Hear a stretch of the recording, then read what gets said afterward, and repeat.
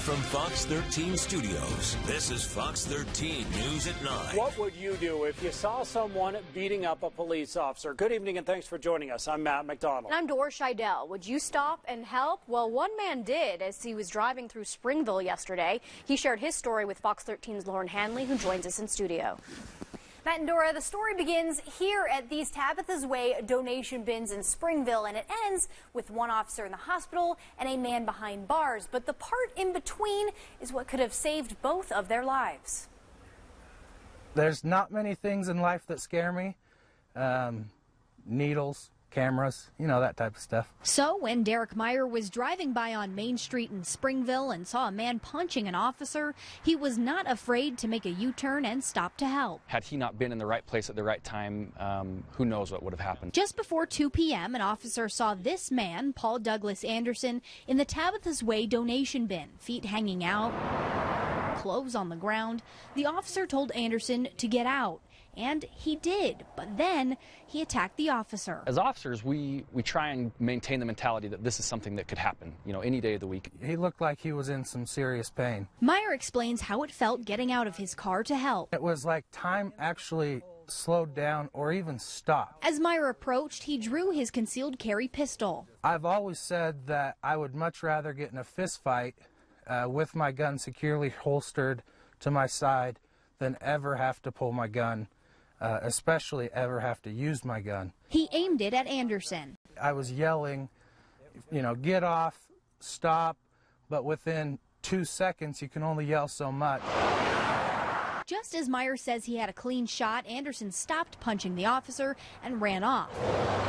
Corporal Corey Waters with Springville Police says it made all the difference. He definitely stopped the attack from continuing and becoming much worse. He might have even saved either one of their lives. You know, it could have gone really bad even for the suspect. After forcing a lockdown at a nearby elementary school, officers found Anderson hiding under a flatbed trailer. I did what I did because of who I am, not to get any extra attention or to have people talk about me or anything I did. Meyer says he's just glad that he could help and that his concealed carry weapon and training came in handy. That officer did suffer a fractured eye socket and serious cuts, but he will be okay. Live in studio, Lauren Hanley, Fox 13 News, Utah. Thanks, Lauren. New at 9, police are looking for a missing man tonight, and his disappearance has prompted a tweet from the mayor of Salt Lake City. 53-year-old Keith Morey is the vice president of business development for the Economic Development Corporation of Utah. That's a private nonprofit working closely with local city, county, and state governments. Police say he was last seen February 1st around 6 or 7 in the evening getting into his car in the EDC parking garage on 201 Main Street in Salt Lake City. Mayor Jackie Biskupski tweeted about Morey's disappearance saying, quote, "Please share and keep an eye out." Salt Lake City Police also tweeted Morey is missing and they're looking for him.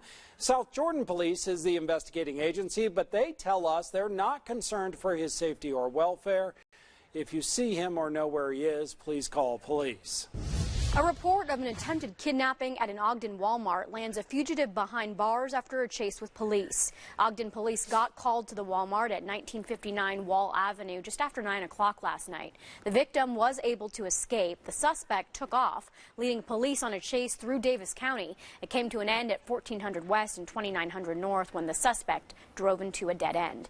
Emmanuel Carranza was taken into custody. Police say besides facing charges for last night's crimes, Carranza is also a parole fugitive. 3 people are looking for a place to sleep tonight after this fire. Wow, look at that. You can see the fire started around that garage area. This was this morning about 10 o'clock in Sandy, 1255 East, 106 South. Jake Lindbergh caught some of this video, and then the rest of this is coming to us from Donna Pope. Firefighters say the garage and cars suffered heavy damage, but thanks to witnesses, everyone was able to get out of the house safely.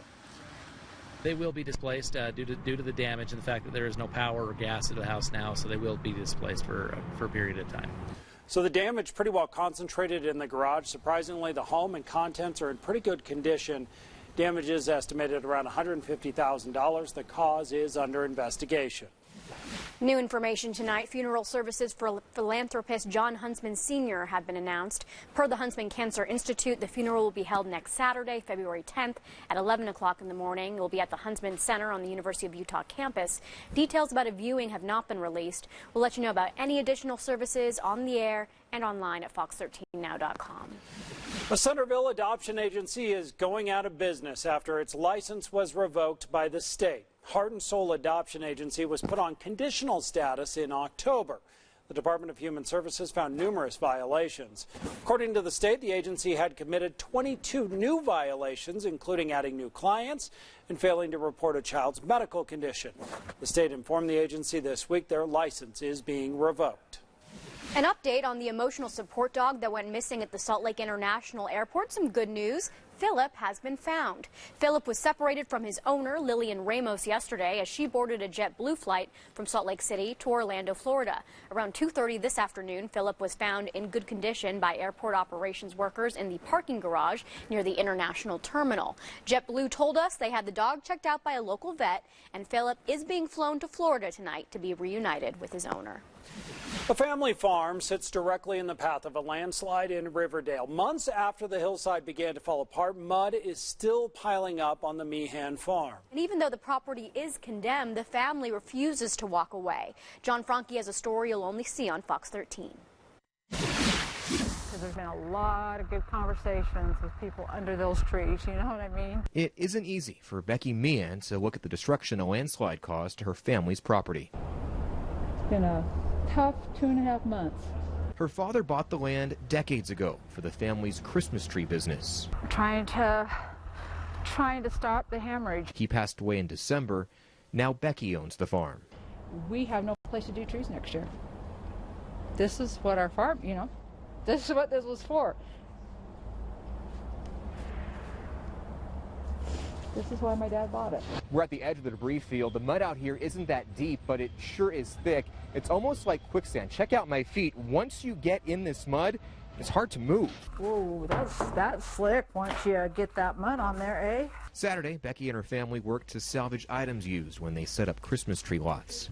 Becky works on the farm every day, and she does this as she's battling breast cancer. I don't have an option. I have to do it. It's not, are you tired today? Too bad. Put on your big girl pants and let's go. Her drive to continue is fueled by the desire to keep her father's memory alive. I will never give up on this place. That's not even an option. But as the mud keeps piling up despite her efforts, the magnitude of the devastation sets in.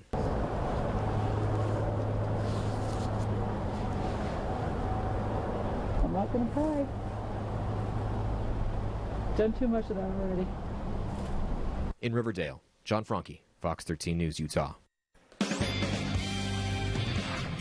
Like yesterday, today we found several locations breaking records, most of it occurring towards southern and eastern Utah. As I show you, rounding upward to Shane. You had an old record of 55 degrees. Today you topped off at 59 degrees. Escalante at 63. Today you're at 64. Hanksville breaking a record as well. Now across the state, it was warm. Temperatures in Salt Lake City at 59 degrees. Now the record for today in Salt Lake City was 64, so not quite getting there, but still temperatures about 20 degrees above normal. We topped off at 55 today in Provo, near 60 degrees in Milford. We did make it up into the 70s in St. George. Now along the Wasatch Front, as we do have some clouds around, mild temperatures. We're still in the 50s at this hour. It's February 3rd. Wow. Like I said, seasonal confusion going on right now. Upper 40s currently in Ogden, winds fairly light. As we're looking at those clouds, they're impacting northern, western, and even southern Utah. No showers, though. These are high-level clouds. As we saw from SkyTracker Doppler radar, you see a few colors popping in, but that indication right now with those light colors, nothing falling, and we're not going to see any concerns with showers. As we'll hold on to the clouds with your hour-by-hour forecast here for the next few hours. Begins to thin out, though, in the overnight. As you can see, temperatures, as we saw, in the 50s, dropping down into the low 40s for overnight lows. We start off tomorrow with partly cloudy skies. Another warm day expected. Of course, as we're talking about these warm temperatures, it is spring. How long is this going to last? We're going to take a look at your 7-day forecast in just a few minutes. Breck, thanks. It has been a long time coming for a disabled Utah veteran. I've spent the past 20 years since getting out living in a camp trailer. how he finally found a place to call home sweet home. Plus, her shooting death in Sandy may end up changing Utah law. How a discussion on Capitol Hill in Memory Rackley's memory could save lives. And it kills more people than all types of cancer combined. How a local hospital is helping Utahns stay heart healthy.